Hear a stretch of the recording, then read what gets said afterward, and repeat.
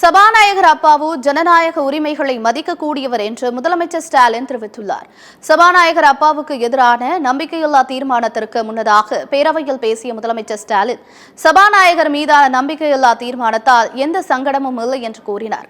அதிமுக ஆட்சியில் சபாநாயகர்கள் எப்படி செயல்பட்டனர் என்பதை மக்கள் அறிவார்கள் என்றும், தற்போதைய பேரவைத் தலைவர் நடுநிலையுடன் செயல்படுகிறார் என்றும் முதலமைச்சர் தெரிவித்தார்.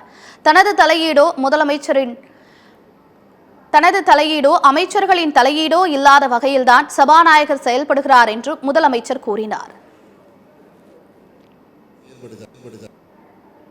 மாண்புமிகு பேரவைத் தலைவர் ஜனநாயக கொள்கைகளில் மிகுந்த ஈடுபாடு கொண்டவர்.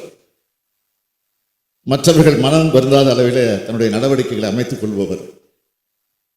நேர்மையாக கருத்துக்களை ஆணித்தரமாக முன்வைக்கக்கூடிய பண்பு கொண்டவர். கனிவானவர், ஆனால் அதே நேரத்தில் கண்டிப்பானவர். இவை ரெண்டுமே பேரவைக்கு தேவை என்பதை அனைவரும் ஏற்றுக்கொள்வீர்கள் என்று நான் நினைக்கிறேன். இவை இல்லாவிட்டால் அவை கண்ணியத்தோடு கட்டுப்பாட்டோடு நடத்த இயலாது. அதுபோல பேரவையை நடத்திவிட முடியாது.